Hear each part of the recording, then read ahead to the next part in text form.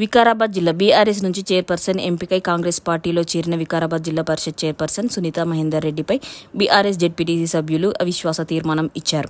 Chairperson పదవికి రాజీనామా చేయకుండా కాంగ్రెస్లో చేరడం సమంజసం కాదని వికారాబాద్ జిల్లా పరిషత్ వైస్ చైర్మన్ విజయ్ కుమార్తో పాటు 11 మంది జెడ్పీటీసీ సభ్యులు వికారాబాద్ తాండూర్ మాజీ ఎమ్మెల్యేలు ఆనంద్, రోహిత్ రెడ్డిల ఆధ్వర్యంలో వికారాబాద్ జేసీ లింగయ్య నాయక్ ను కలిసి అవిశ్వాస తీర్మానం అందజేశారు. బీఆర్ఎస్ అధికారంలో ఉన్నప్పుడు పదవులు అనుభవించి పార్టీ కష్టకాలంలో పార్టీని వీడి కాంగ్రెస్లో చేయడం ఏంటని ప్రశ్నించారు.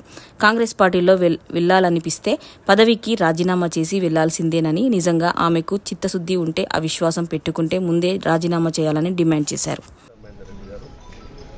బీఆర్ఎస్ పార్టీ వీడి కాంగ్రెస్ పార్టీలో చేరారు. ఈ కాంగ్రెస్ పార్టీలో చేరడం మూలంగా తనకు నైతిక బాధ్యత వహించి పార్టీ సభ్యత్వానికి జిల్లా పరిషత్ చైర్మన్కు రాజీనామా చేయాల్సి ఉండే.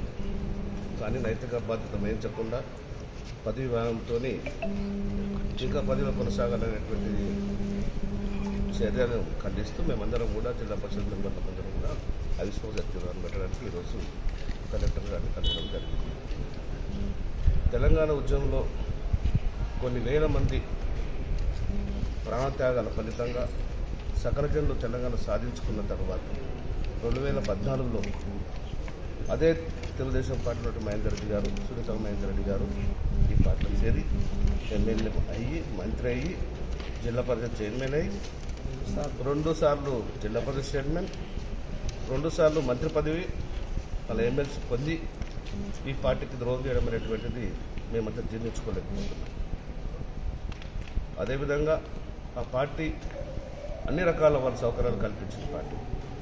వాళ్ళకి ఎక్కడో ఉన్న దగ్గర చీకొట్టి ఆ రోజు ఓడిపోయే పరిస్థితి ఉంది. తెలంగాణ అంతా కూడా తెలంగాణ సాధించుకున్న సంబరాల్లో తెలంగాణ పార్టీని గెలిపించింది.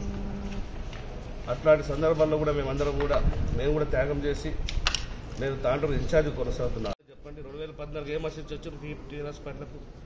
ఈరోజు అదే ఆశించిపోయింది. అంతకు మించి చెప్పాల్సిన అవసరం లేదు. మీలో క్యాండిడేట్ ఎవరు? ఈరోజు ఎంతమంది క్యాండిడేట్ అంటే మేమందరం ఇప్పుడు మూకుమ్మడిగా మేమందరం అవిశ్వాసం పెట్టాము. మేమందరం కలిసే ఉన్నాం అనుకుంటాం. మేము దాని మాకు భిన్నాభిప్రాయం ఏం లేదు.